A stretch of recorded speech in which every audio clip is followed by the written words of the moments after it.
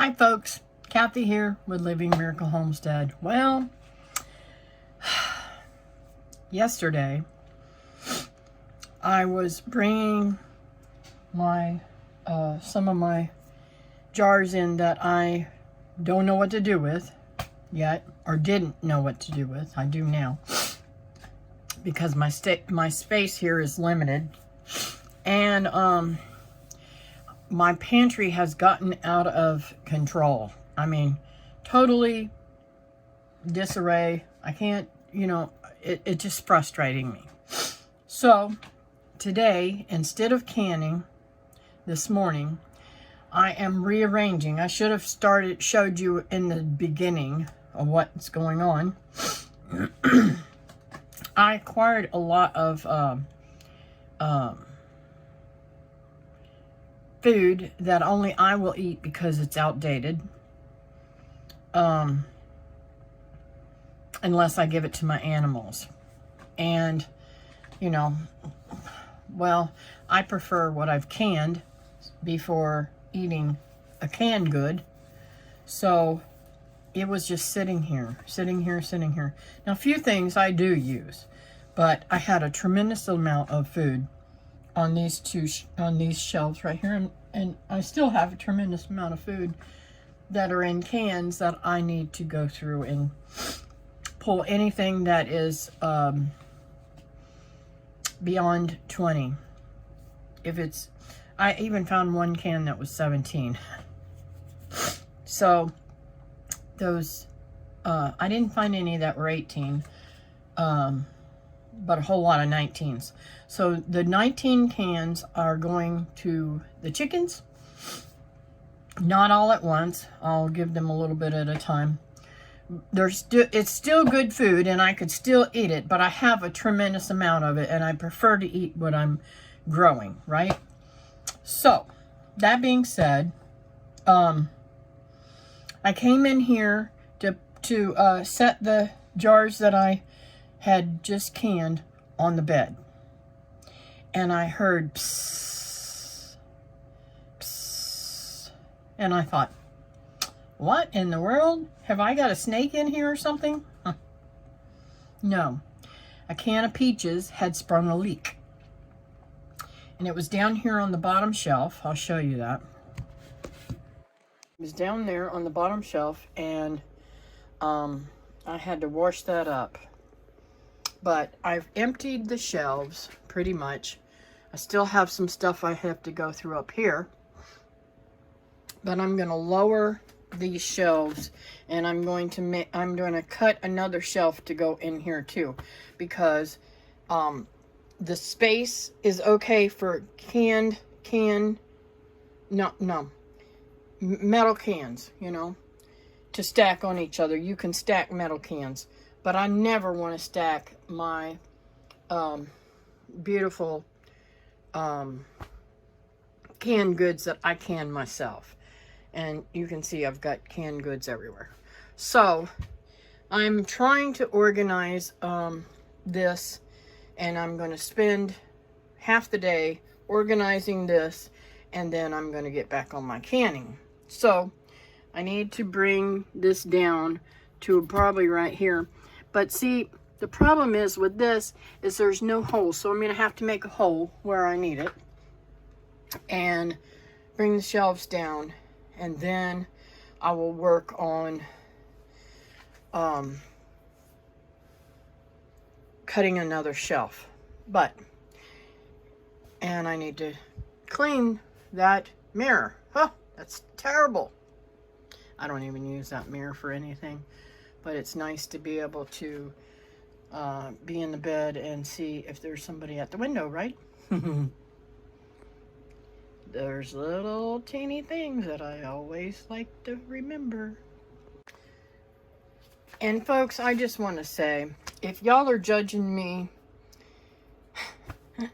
I'm sure there's something in your life that I'm doing that is always on cue. So this is just not my forte. I have to work on my organization skills. So I have a lot of work to do, and I'm going to get back to it. Got to find the right size thingy to drill bit for this right here, because I've got to drill down further. And I've got to measure. I'm going to measure for quart-size jars, even though I use pint-size jars.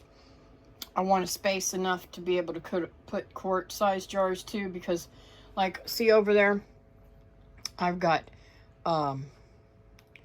quart-size bone broth, and you never know when you're going to change your stuff around again. So I'm okay with giving up a little bit of space. It's only like a few inches different, so that's what I'm doing. Okay, so I got my bits out, and I want a wood bit to drill into this. It's really pretty easy. I could drill pretty much almost anything, but these are paddle bits, and I want to get it closest to the exact size, and I believe that one is it. These two are the same. That one's too small. See? I believe that one's too small, but I'm going to pull it out and check it just to be sure. Hang on. Okay, folks, so if you can see the difference in these around, that's how I choose which sides. Okay, this one is way too small because, see, let's do it this way. You can see that one's smaller than this around. This one's the right size.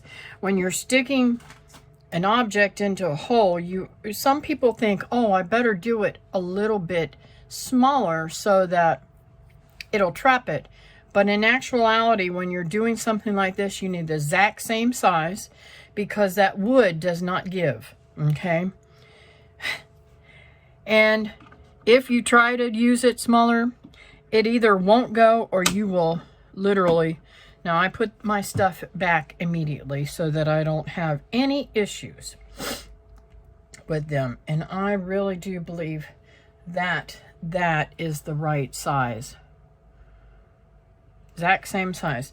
So I'm going to go ahead and measure up and put a dot where I want my holes, and then I'm going to drill the holes. And I'll try to get it on video, but if I don't, I'm sorry. I'll show you afterwards. Okay, folks, so the next thing I need to do, and I need to know how tall I want it to be. And you know, I said I wanted it this tall, the quart size. Well, some of these later on I'm going to make to the half-gallon size. But I want most of them to be quart size. The top level, I want it to be half-gallon size, because I'm going to put all my half-gallons on the top shelves. I know it sounds crazy, but that's what I'm going to do. So, that being said, checking this out, I don't know if you can see that. It is 5/8,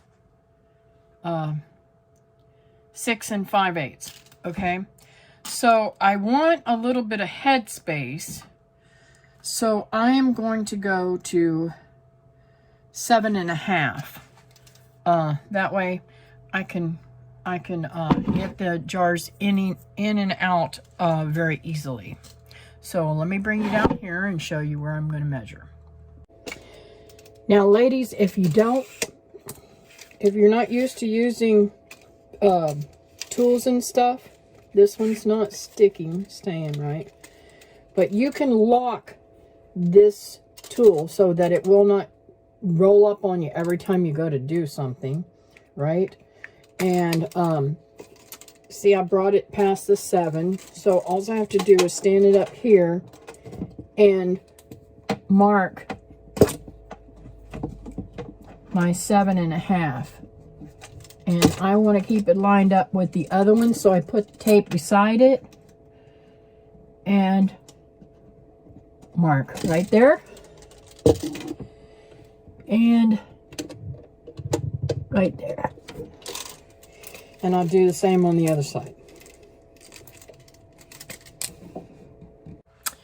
Okay, so if you've never used a drill before, and I know there are people out there who haven't, the drill, in order for you to put a bit inside here, will be open at the end. If you turn it counterclockwise, it tightens it. And if you turn it, clockwise, it tightens it. And if you turn it counterclockwise, it untightens it. So you want to put this inside your drill. Now, some people do it by, like I just did. They use the drill to help them. Just pull the trigger just a little bit, and it will tighten up. And then I tighten it the rest of the way with my hands. Okay? That gives you the thing. Now, if you want to drill something, you definitely want it to go clockwise. That's how it works to drill through. You don't want it reversing because it's pulling it out. I know it sounds like I'm telling you a bunch of stuff. Okay, I already know that, Kathy, but there's somebody out there who's never used a drill before, and that's why I'm telling this story.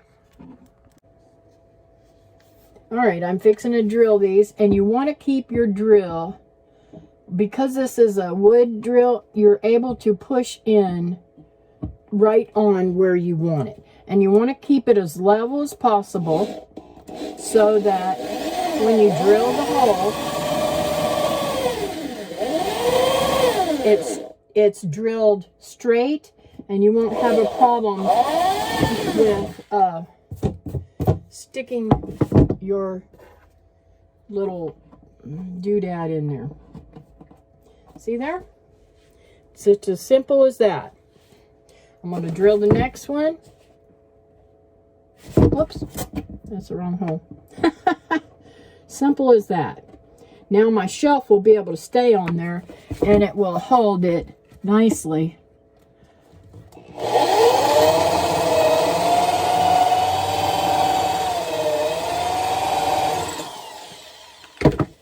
didn't want to go all the way through, so I pulled that out.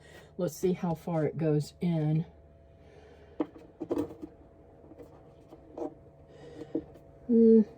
I think that's good. So, those two are in there. I hope you were able to see how easy that is. I'm going to go ahead and do the other ones and put the shelf in and show you. Okay, so before I put the shelf in, I am going to go ahead and vacuum this up. Yes, I've got other ones to do, but I'm going to vacuum this anyways because this dust literally makes my nose run. Alrighty, so that one is complete. I will get my jars in there after I'm done with all of these. I'm going to make the next one to this height. Still don't have none. I'm going to bring it up about that high. So I've already got my measurements at 7.5, so I'm going to go ahead and drill these and get them all the way up to the top. And I'm going to have to get another shelf. Now, folks, these shelves did not go with this. So I am not a picky person. Yes, I could go back and paint this. This is my way of getting something done and getting it accomplished and being able to utilize what I need. I am not that fussy about stuff like this. So if you are, that's okay. Make it your own, like I'm making my own, right? Oh, and while I'm at it, I want to tell you a little tip. When I use my vacuum cleaner, I put a little bit of the crystals that I put sometimes in my towels. I don't put it in all of my clothes, but I do put it in the towels to make the towels even fresher. And I learned this from my girlfriend Wilma. She puts that smelly good stuff in her vacuum cleaner to vacuum the house and make it smell better. And everybody loves it. And before I measure this, you don't want to take this out, because you want to measure from the bottom of this up. That way you don't screw up and say, oh, I'm measuring it from here. You know, you want to definitely measure it from the top of the board that you're going to use. Also, I have another tip. Not everybody can get these pegs. If I can get it out of there. I'm gonna have to get the pliers to pull that out. These are pretty in there. Yep, okay. Anyways, not everybody can get a hold of these metal things. If you go to Home Depot or whatever, you can buy wooden ones and just measure them the same way. Wooden long dowels. I don't have a dowel right now, but they're just a round wood stick like thing, and they come in all kinds of lengths. But you know, you can get one that's like 3 foot, 4 foot, and get plenty of these and cut them to the length that you want to do this also. All right, so I'm going to show you another little trick. If you turn your tape measure to the side, it gives you more of an accurate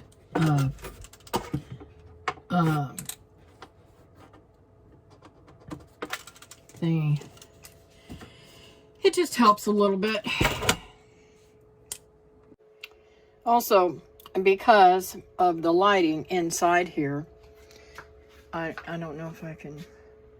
It's really kind of dark and there's a lot of shadows. I decided to get my little trusty flashlight and shine it so that I could see better. Okay, another little tip. Because this has a thingy on it, a face on it, and it's not just straight back like, I don't like that one over there. That one doesn't have a face on it, so I can slide it straight in. This one, sorry, got the sneezes. That's the dust for me.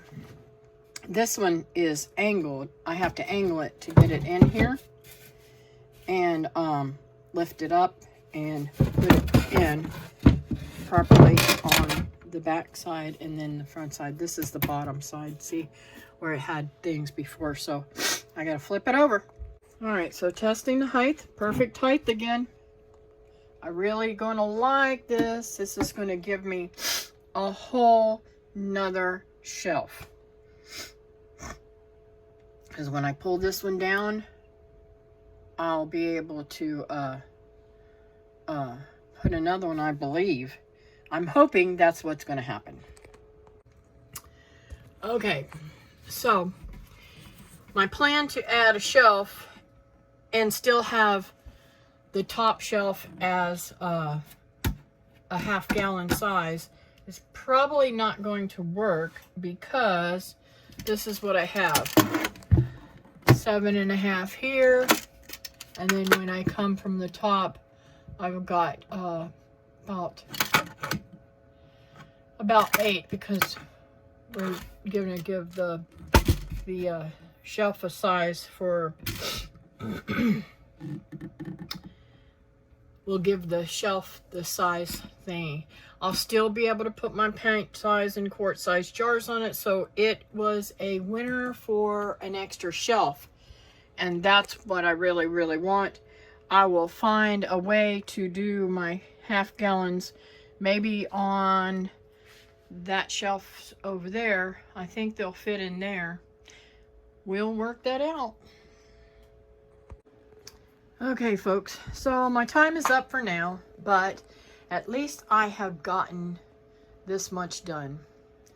And I still have to cut this piece right here and get 4 more of those little metal things to stick in the holes. So I'm pretty happy with that. Spaghetti sauce is on the top. Chili is going to be right here. And pinto beans. And I just stuck those up there to keep them safe. I'm going to have those probably on these two shelves down here. This will be meat down here. So I eat a lot of spaghetti sauce and chili, so I figured those would get, you know, a good shelf by themselves.